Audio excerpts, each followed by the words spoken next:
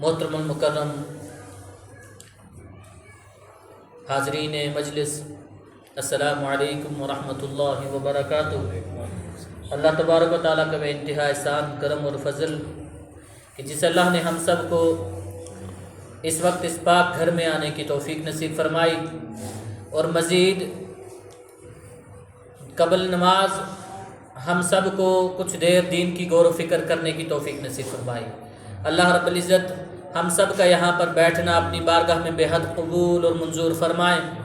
اور دنیا میں اس کو ہمارے لیے ہدایت اور آخرت میں نجات کا ذریعہ بنائے۔ حضرت آدم علیہ نبینا علیہ الصلاۃ والسلام کہ دنیا میں آنے والے سب سے پہلے انسان اور نبوت کے سلسلے میں سب سے پہلے نبی حضرت آدم علیہ نبینا علیہ الصلاۃ والسلام اور سب سے آخری نبی کہ جس پر نبوت کا دروازہ بند ہو گیا، نبی اکرم صلی اللہ علیہ وسلم کی ذات اقدس کہ نبی اکرم صلی اللہ علیہ وسلم کے بعد اب کوئی نیا نبی آنے والا نہیں ہے، کہ اس بیچ کہ نبی کریم صلی اللہ علیہ وسلم نے 23 سال انسانوں پر محنت کی اور 23 سال کی اس محنت کے بعد ایک جماعت تیار ہوئی۔ جماعت جو اس 23 سال کی محنت کے بعد جو تیار ہوئی، اس جماعت کو صحابہ کی جماعت کہا گیا، کہ اس جماعت کو ہم صحابہ کرام رضی اللہ تعالی علیہم اجمعین کی جماعت تسلیم کرتے ہیں، مانتے ہیں کہ اب ان صحابہ میں ایک جماعت تو یہ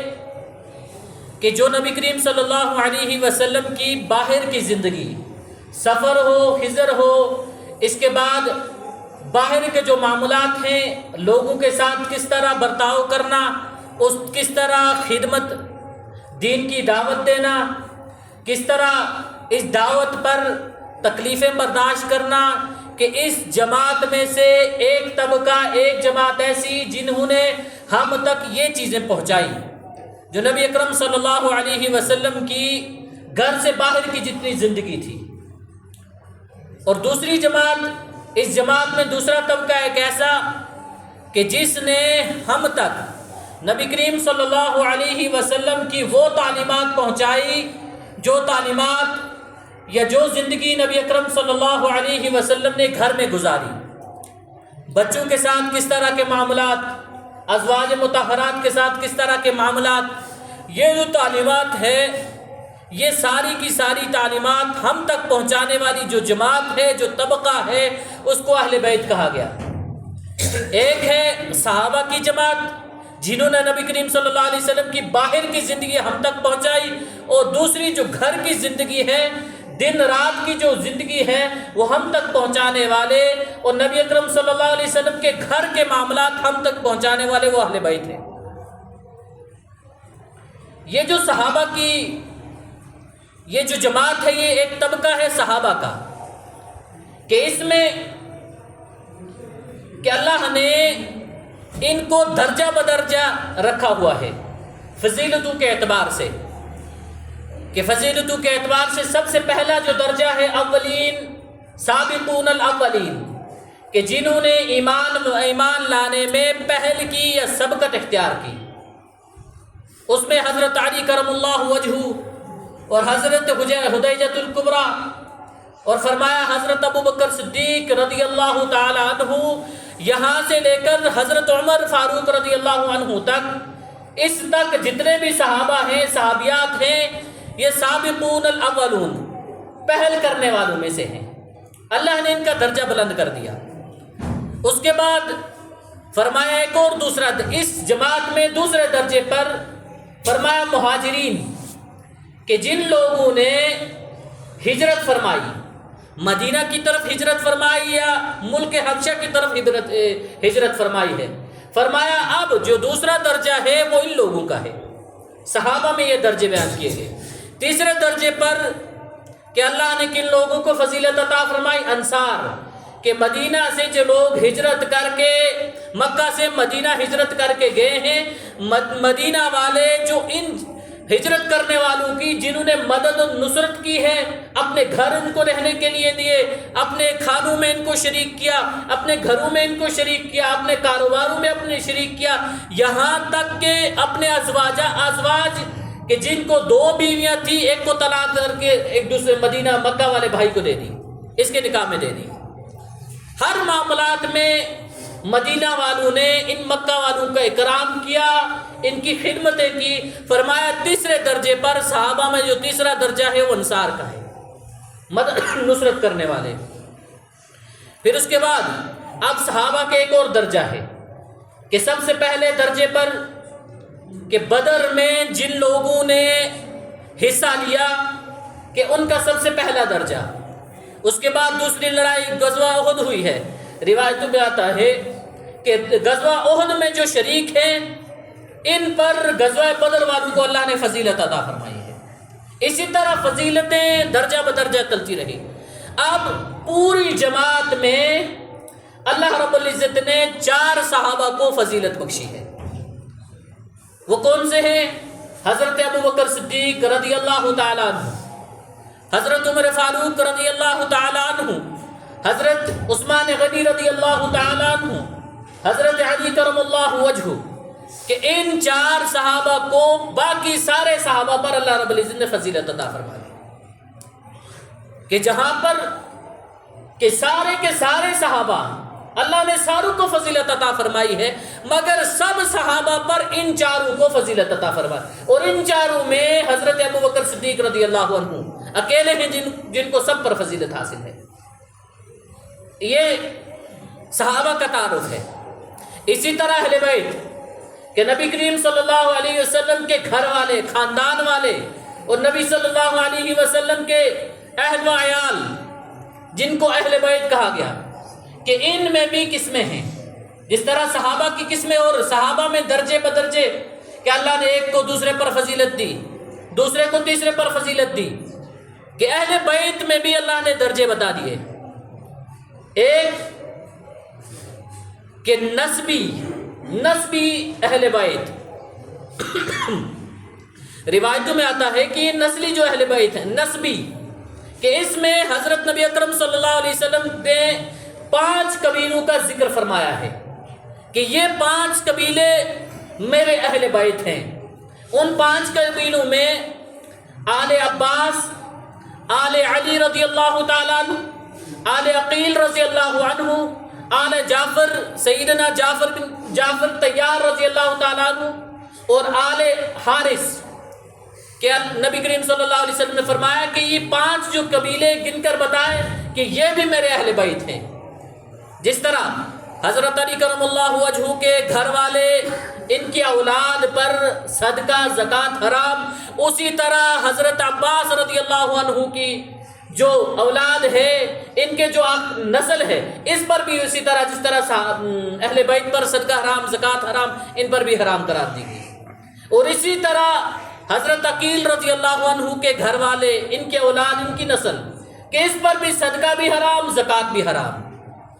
کہ نبی کریم صلی اللہ علیہ وسلم نے یہ 5 گھرانے قبیلے بتائے کہ یہ میرے اہل بیت ہیں۔ اور دوسری قسم کہ نسلی اہل بیت، نسلی میں کہ نبی کریم صلی اللہ علیہ وسلم کی 4 صاحبزادیاں اور 3 ان کے صاحبزادے، ان میں ان 7 میں سے اللہ رب العزت نے حضرت فاطمہ الزہرا رضی اللہ تعالی عنہا کو یہ فضیلت بخشی ہے کہ نبی کریم صلی اللہ علیہ وسلم کی جتنی بھی نسل ہے ان میں سے آئی ہے، ان کے ذریعے سے آئی ہے۔ اور وہ کس طرح کہ حضرت حسن اور حضرت حسین رضی اللہ تعالیٰ عنہ، کہ یہ حسنین کہ جن کے بارے میں اللہ کے نبی صلی اللہ علیہ وسلم نے فرمایا یہ حسن حسین میرے بھی بیٹے ہیں اور میری بیٹی کے بھی بیٹے ہیں، کہ ان میں اللہ نے ایک فضیلت ان کو بخشی ہے۔ باقی جتنی بھی صاحبزادیاں ہیں کسی سے اولاد آگے نہیں چلی ہے، بچے پیدا ہوئے لیکن آگے نہیں چل سکے۔ نبی کریم صلی اللہ علیہ وسلم کے جو اولاد، جو اہل و عیال جو نسل چلی ہے وہ حضرت فاطمہ الزہرا رضی اللہ تعالیٰ عنہ کے وطن سے چلی ہے، اور اس کو حضرت حسن حسین رضی اللہ عنہما نے آگے چلایا ہے۔ اب یہ ہوگی دوسری کی دو قسمیں اہل بیت کی کہ نبی کریم صلی اللہ علیہ وسلم کے گھر والے جو ہیں۔ تیسری قسم ان کی ہے کہ جو سکنی اہل بیت کہ جن میں کہ جو ان کے رشتہ دار بھی نہیں ہیں، جو آپ صلی اللہ علیہ وسلم کے قریبی بھی نہیں ہیں، رشتہ دار بھی نہیں ہیں، گھر والے بھی نہیں ہیں، کہ جو باہر سے آئے نبی کریم صلی اللہ علیہ وسلم کے پاس، جنہوں نے سکونت اختیار کر لی، اللہ نے ان کو بھی یہ فضیلت بخش دی، اللہ نے ان کو بھی یہ مقام عطا فرما دیا کہ وہ بھی اہل بیت بن گئے۔ کہ جس طرح حضرت نبی اکرم صلی اللہ علیہ وسلم کی ازواج مطہرات کہ حضرت عائشہ صدیقہ رضی اللہ عنہ یہ ایک الگ قبیلے سے آئی ہوئی ہیں، حضرت خدیجہ الکبریٰ رضی اللہ تعالیٰ عنہ یہ بھی الگ قبیلے سے آئی ہوئی ہیں، ساری کی ساری جو ازواج مطہرات ہیں الگ الگ قبیلوں سے آئی ہوئی ہیں۔ اب اللہ نے ان کو بھی فضیلت بخش دی۔ اسی طرح یہ صحابہ کی قسمیں اور صحابہ کا تعارف، اہل بیت کی قسمیں اور اہل بیت کا تعارف۔ اب میں آپ حضرات کے سامنے صحابہ کی عظمت پر مختصر روشنی ڈالوں گا، ان کی فضیلت پر مختصر روشنی ڈالوں گا کہ صحابہ کی عظمت اور صحابہ کی فضیلت کیا ہے۔ کہ حضرت وحشی، جس کو اس دور سے پہلے وحشی قرار دیا جاتا تھا، جس کا نام وحشی، ایک صحابی رسول جو بعد میں جنہوں نے ایمان لایا ہے، پہلے ایمان نہیں لایا تھا، اب تک لوگ ان کو وحشی نام سے پکارتے تھے۔ روایتوں میں آتا ہے کہ نبی کریم صلی اللہ علیہ وسلم کو پوری اپنی حیات میں اتنا صدمہ کسی واقعے پر، اتنا صدمہ کسی موقع پر نہیں ملا ہے جتنا صدمہ آپ علیہ الصلوۃ والسلام کو غزوہ احد کے موقع پر ملا ہے۔ وہ صدمہ کس صورت میں تھا کہ حضرت نبی اکرم صلی اللہ علیہ وسلم کے ایک چہیتے چچا حضرت حمزہ رضی اللہ تعالیٰ عنہ کی شہادت ہے، اور یہ کوئی شہادت کوئی عام شہادت نہیں تھی کہ آرام کوئی نیزہ لگ گیا، کوئی برچھا لگ گیا، کوئی تلوار سے زخم لگ گئی۔ روایتوں میں آتا ہے یہ شہادت ایسی تھی کہ شہادت میں حضرت امیر حمزہ رضی اللہ عنہ کو ٹکڑوں میں تقسیم کیا گیا ہے اور ان کے الگ الگ ٹکڑے بنائے گئے ہیں۔ روایتوں میں آتا ہے ٹکڑے بنانے کے بعد یہاں پر بس نہیں ہوئی، ان کے اندر کے اعضاء نکال کر ہار بنایا گیا، جس کو ہندا نے اپنے گلے میں پہنا ہے، وہ بدلے کے طور پر کہ بدلہ لینا تھا۔ اور بدلہ بھی کس طرح لیا گیا؟ شہید کیا گیا، شہید کرنے کے بعد ان کے جسم کے اعضاء کو کاٹا گیا، اور روایتوں میں آتا ہے کہ ان کے کلیجے کو چبایا گیا ہے، کہ یہ نبی کریم صلی اللہ علیہ وسلم کی حیات میں پہنچنے والا سب سے بڑا صدمہ تھا۔ اب اصل یہاں پر واقعہ مقصود نہیں ہے، واقعے کا پس منظر ہے کہ وحشی کہ جس نے حضرت نبی اکرم صلی اللہ علیہ وسلم کے اس چہیتے چچا کو، اور یہ چچا کوئی عام چچا نہیں تھا، مسلمانوں کے لیے ایک مضبوط دیوار تھی۔ جب مسلمان کمزور کہ مسلمانوں پر ہر کوئی آ کر کے چڑھ جاتا تھا، کفار مکہ بھی ان پر چڑھ گئے، اسی طرح عیسائی دوسرے یہودی بھی ان پر چڑھ جاتے تھے، اس دور میں مسلمانوں کے لیے ڈھال حضرت امیر حمزہ رضی اللہ عنہ بنے ہیں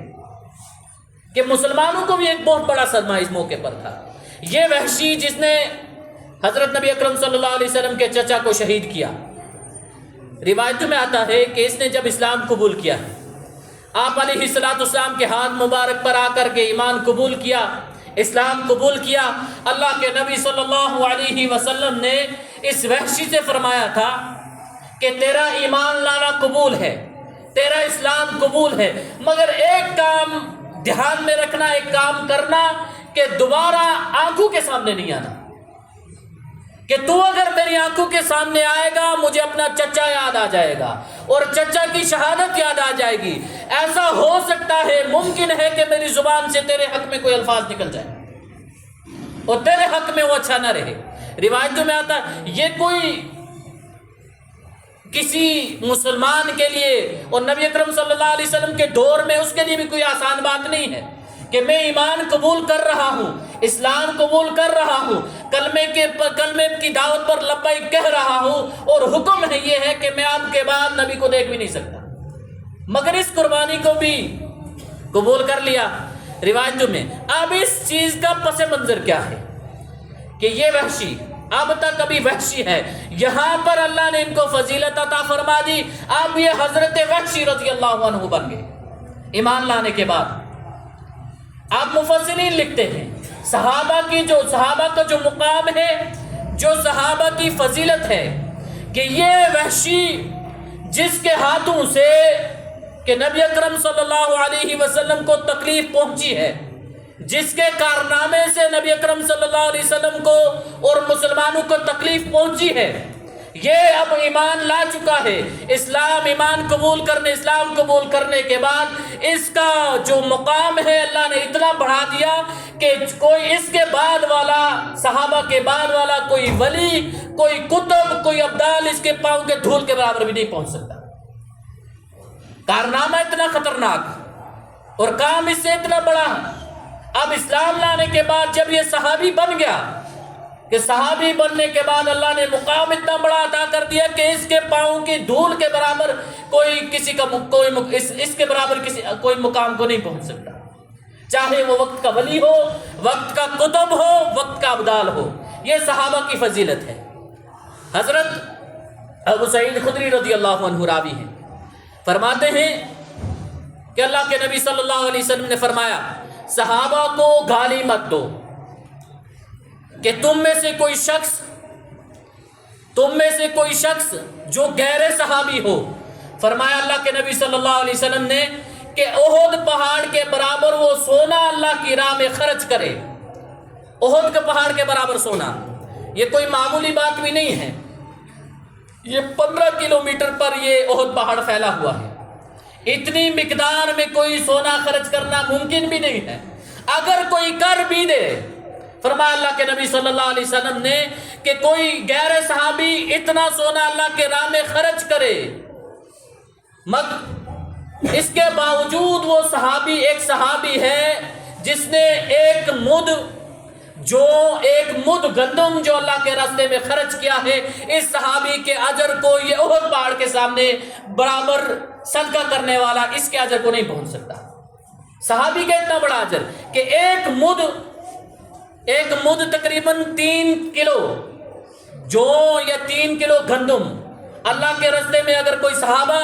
صحابی خرچ کرتا ہے، فرمایا اس کے مقابلے پر اس کے اجر تک کوئی غیر صحابی احد کے پہاڑ کے برابر بھی سونا خرچ کرے نہیں پہنچ سکتا۔ یہ مقام اللہ رب العزت نے ان کو اتنا بڑا عطا فرما دیا۔ حضرت ابو بردہ رضی اللہ تعالیٰ عنہ، یہ صحابی رسول ہیں، فرماتے ہیں کہ ایک مرتبہ اللہ کے نبی صلی اللہ علیہ وسلم نے آسمان کی طرف دیکھا، اور چونکہ اللہ کے نبی صلی اللہ علیہ وسلم کا عام معمول یہ تھا کہ آسمان کی طرف دیکھا کرتے تھے، آسمان کی طرف دیکھا، پھر فرمانے لگے کہ جس طرح آسمان میں یہ ستارے ہیں، یہ چمکنے والے ستارے ہیں، یہ آسمان کے امن کی ضمانت ہے، کہ جب تک یہ ستارے آسمان میں چمک رہے ہیں تب تک آسمان کو امن حاصل ہے، جب یہ ستارے ٹوٹ کر گر جائیں گے آسمان کے ساتھ وہ ہوگا جو اس کے مقدر میں ہے، یعنی یہ ٹوٹ پھوٹ جائے گا۔ اسی طرح صحابہ میں جب تک میں ہوں، میں صحابہ میں امن کی ضمانت ہوں، کہ جب تک میں صحابہ میں خود موجود ہوں، آپ صلی اللہ علیہ وسلم فرماتے ہیں تب تک میں صحابہ میں امن کی ضمانت ہوں، کہ صحابہ میں کچھ نہیں ہو سکتا، اور یہ کسی فتنے کی طرف نہیں جا سکتے، ان میں کوئی فتنہ آ بھی نہیں سکتا، میرے بعد ان کا کیا ہوگا واللہ عالم۔ ایک موقع پر حضرت ابو سعید خدری رضی اللہ عنہ فرماتے ہیں کہ اللہ کے نبی صلی اللہ علیہ وسلم نے فرمایا کہ میرے صحابہ کو برا بلا مت کہنا، کہ جس نے میرے صحابہ سے محبت کی، فرمایا وہ میری محبت کی وجہ سے اس نے محبت کی، یعنی جس نے ان کے ساتھ محبت کی اس نے میرے ساتھ محبت کی، اور فرمایا جس نے میرے صحابہ سے بغض رکھا وہ میرے بغض کی وجہ سے انہوں نے بغض رکھا۔ اور پھر آگے اللہ کے نبی صلی اللہ علیہ وسلم فرماتے ہیں جس نے میرے کسی صحابہ کو اذیت پہنچائی کہ اس نے مجھے اذیت پہنچائی، اور جس نے مجھے اذیت پہنچائی گویا اس نے اللہ کو اذیت پہنچائی ہے، اور جس نے اللہ کو اذیت پہنچائی اللہ اس نے بدلہ لینے پر قادر ہے، اللہ اس کی پکڑ کرنے پر قادر ہے۔ کہ صحابہ کو اللہ کے نبی صلی اللہ علیہ وسلم اس جماعت کو جس کو نبی اکرم صلی اللہ علیہ وسلم نے 23 سال میں محنت کر کے بنایا ہوا ہے، اس صحابہ اس جماعت کے بارے میں کہا جا رہا ہے۔ یہ صحابہ اور اہل بیت کا یہ مقام اور عظمت ہے۔ اللہ کے نبی صلی اللہ علیہ وسلم نے ایک موقع پر فرمایا میرے صحابہ ستاروں کی مانند ہیں اور میرے اہل بیت یہ کشتی نوح کے مانند ہیں۔ اب اس زمانے میں جو لوگ سمندری سفر کرتے تھے، اس سمندری سفر میں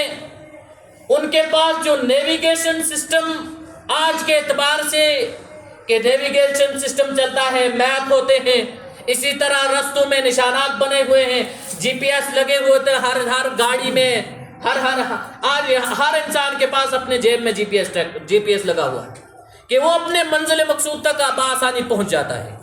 اور کئی جگہ ایسی ہوتی ہیں کہ انسان کو اگر وہاں جانا پڑ جائے، نیویگیشن میں میپ میں اس نے فلاں جگہ کا نام لکھ کر کے ڈال دیا، موبائل یا کمپیوٹر اس کو پورے گلیاں اور پورے راستے بتا دیتا ہے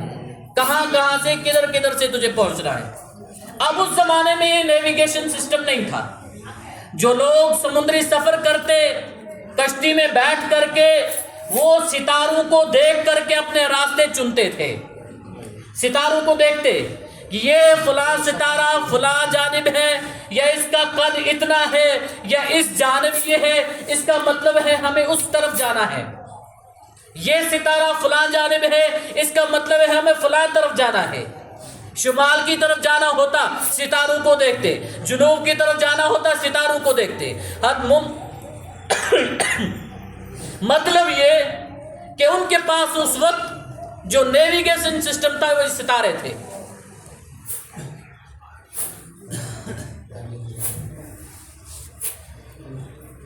اس زمانے میں ان لوگوں کے پاس یہی چارہ کار تھا کہ اپنی منزل مقصود تک پہنچنے کے لیے وہ ستاروں کی مدد لیتے تھے۔ اب اس زمانے میں اگر کوئی شخص کشتی سے اتر جائے یا ستاروں سے سہارا لینا چھوڑ دے، اب ستاروں کو نہ دیکھے، وہ اپنی منزل مقصود تک نہیں پہنچ سکتا تھا۔ اگر کوئی اس وقت عقل مندی یہ کرے کہ میں کشتی پر سوار نہیں ہوتا، میں اس کشتی کے علاوہ اس سمندر پر پیدل چل کے جا سکتا ہوں، اس کا منزل مقصود تک پہنچ پانا ناممکن تھا۔ کہ نبی کریم صلی اللہ علیہ وسلم نے فرمایا میرے صحابہ ستاروں کی مانند اور میرے اہل بیت کشتی نوح کی مانند ہے، کہ تمہیں اگر منزل مقصود تک پہنچنا ہے تم نے ستاروں کا بھی سہارا لینا ہے، یعنی صحابہ کا بھی سہارا لینا ہے۔ تم نے منزل مقصود تک پہنچنا ہے، تم نے اہل بیت یعنی اس کشتی کا بھی سہارا لینا ہے۔ ان دونوں میں سے کسی ایک کے دامن کو چھوڑ کر کسی کی کامیابی ممکن ہی نہیں ہے۔ اور یہاں تک کہ کسی نے صحابہ کے دامن کو پکڑا، اہل بیت کے دامن کو چھوڑ دیا، دنیا میں بھی گمراہ ہوئے اور آخرت میں بھی ان کو وہ منزل نہیں مل پائے گی۔ ان کو منزل مقصود ملنا ناممکن ہے ان کے لیے۔ اس لیے ہم یہ مسلمانوں کا یہ عقیدہ ہے کہ سارے کے سارے صحابہ ہمارے ہیں۔ حضرت ابوبکر صدیق رضی اللہ تعالیٰ عنہ، حضرت ابوبکر صدیق رضی اللہ عنہ کے بعد حضرت عمر فاروق رضی اللہ عنہ یہ بھی ہمارے ہیں۔ حضرت عثمان غنی رضی اللہ عنہ یہ بھی ہمارے، حضرت علی کرم اللہ وجہہ یہ بھی ہمارے ہیں۔ اور اہل بیت میں حضرت علی بھی ہمارے، حسین بھی ہمارے، حسن بھی ہمارے، کہ ان میں سے ہم کسی ایک کو بھی نہیں چھوڑ سکتے۔ کسی ایک کو چھوڑنا کہ گویا ہم نے اپنی منزل کا جو راستہ تھا اس راستے میں جو ہمارا سہارا تھا اس کو ہم نے چھوڑ دیا، کہ ان سہاروں کو چھوڑ کر ہمیں منزل مقصود تک ہم نہیں پہنچ سکتے۔ کہ صحابہ کرام رضی اللہ عنہم اجمعین کہ انہوں نے اپنا جو کردار دین کے لیے اور نبی کریم صلی اللہ علیہ وسلم کی لائی ہوئی شریعت کے لیے اپنے جو کارنامے دکھائے ہیں، اسی طرح صحابہ نے اپنے اہل بیت نبی کریم صلی اللہ علیہ وسلم کے گھر والوں کے ساتھ، ان کے اہل بیت کے ساتھ محبت کا اظہار کر کے بھی دکھایا ہے کہ بعد میں آنے والے، یہاں پر میں بات کو مختصر کروں گا، بعد میں آنے والے ہم یہاں پر اندازہ لگائیں کہ صحابہ کی محبت تو اس پر تو بقا کی ضمانت اللہ کی طرف سے ہے اور نبی اکرم صلی اللہ علیہ وسلم کی طرف سے ہے، اہل بیت کی طرف سے اللہ اہل بیت کی محبت، اس کی بقا کی ضمانت اللہ نے دی، اللہ کے نبی صلی اللہ علیہ وسلم نے دی کہ حضرت جنید بغدادی رحمۃ اللہ علیہ کتابوں میں لکھا ہے کہ ان کو کسی نے پوچھ لیا کہ آپ ولی کیسے بنے؟ ولایت کا سلسلہ پڑھنے لکھنے والے جانتے ہیں کہ حضرت جنید بغدادی رحمۃ اللہ علیہ کا نام اگر ولایت اس سلسلے سے کٹ جائے، ان کا نام نہ لیا جائے، ولایت کا سلسلہ آگے مکمل چل ہی نہیں سکتا، کہ اللہ نے ان کو اتنا بڑا مقام دیا ہے۔ ان کو کسی نے پوچھا کہ آپ کے ولی بننے کے پیچھے وجہ کیا ہے؟ کہنے لگے میں ولی نہیں تھا، میری جو جوانی گزری ہے میں ایک پہلوان تھا، اور میرا اعلان جب ہوتا تھا کہ جنید بغدادی سے لڑنا ہے، کوئی ماں کا لال تیار نہیں ہوتا تھا اس سے لڑنے کے لیے۔ ایک مرتبہ اعلان ہو گیا، بڑا مال دکھایا گیا، اس کی آفر لگی کہ اتنا مال و زر دیا جائے گا، جو ان کے ساتھ لڑے گا ان کو پچھاڑ دے گا۔ اچانک میں نے دیکھا اعلان ہو گیا، کوئی تیار نہیں ہے، اکھاڑا سج گیا، میں اکھاڑے میں آ کے کھڑا ہو گیا، کوئی میرا مقابلہ کرنے کے لیے تیار نہیں، کوئی کھڑا سامنے نہیں ہے۔ اچانک دور سے دیکھا کہ ایک غبار اٹھا ہے، اس غبار میں مجھے ایک شخص نظر آیا جس کے چلنے سے مجھے لگا کہ یہ کوئی پہلوان نہیں ہے، اور جس کے وہاں پر آ کر کھڑے ہونے سے مجھے لگا، چونکہ جو پہلوان وہ دوسروں کی چال کو بھی دیکھ لیتا ہے اور سمجھ لیتا ہے کہ یہ اس کام کے لیے ہے، کہ فرماتے ہیں کہ میں نے جب دیکھا اس کو اپنے قریب آتے ہوئے کہ مجھے لگا کہ یہ کوئی پہلوان نہیں ہے، ہاتھ ملائے، جو طور طریقہ تھا پہلے ہاتھ ملائے۔ جب میں نے اس کے ساتھ ہاتھ ملایا، اس نے میرا ہاتھ کھینچ کر مجھے کان میں اشارہ کیا کہ مجھے آپ سے کان میں باتیں کہنی ہے، کہ اس نے میرے کان میں آ کر ایک بات کہی کہ میں نبی کریم صلی اللہ علیہ وسلم کے اہل بیت میں سے ایک شخص ہوں، اور میرا حال ایسا ہے کہ میں سید ہونے کی وجہ سے، اہل بیت ہونے کی وجہ سے میں کسی کے سامنے صدقہ نہیں مانگ سکتا، زکوٰۃ نہیں مانگ سکتا، ہاتھ نہیں پھیلا سکتا، اس وجہ سے مجبور ہو کر کہ میں آپ کے سامنے آیا ہوں۔ روایتوں میں آتا ہے کہ انہوں نے اپنی جو مجبوری بتائی کہ میں نہیں پہنچ سکتا، اب میں آپ کے سامنے کیوں آیا؟ کیونکہ مجھے بہنیں ہیں، بچیاں ہیں، ان کی بے بسی مجھ سے نہیں دیکھی جاتی۔ اب میں چاہتا ہوں کہ آپ کہ اس وقت مجھے جتوا دیں، اپنے آپ کو ہرا دیں، میں کل قیامت کے دن اپنے نانا جان سے آپ کے لیے سفارش کی ضمانت لیتا ہوں کہ کل قیامت کے دن اپنے نانا سے کہہ کر آپ کو سفارش دلاؤں گا۔ روایتوں میں آتا ہے حضرت جنید بغدادی رحمۃ اللہ علیہ فرماتے ہیں کہ میں نے اس کو اجازت بھی دے دی، اپنے آپ کو ہروا دیا۔ یہ سوال کا جواب انہوں نے دیا کہ میں ولی کیسے بنا، اور یہی جنید بغدادی کہ جب تک ان کا نام ولایت کے سلسلے میں نہیں آتا تب تک ولایت کا سلسلہ آگے چل ہی نہیں سکتا ہے۔ اللہ نے ان کو عزت عطا فرمائی۔ اس کے بعد حضرت جنید بغدادی رحمۃ اللہ علیہ کے بارے میں آتا ہے کہ انہوں نے اہل بیت سے محبت اور اللہ کی رضا کے لیے اسی طرح دین کے کاموں میں اپنے آپ کو لگا دیا۔ اللہ نے ان کو ولی بنا کر کے دکھایا کہ صحابہ سے محبت یہ بھی بقا کی ضمانت ہے، صحابہ سے محبت یہ بھی فلاح کی ضمانت ہے،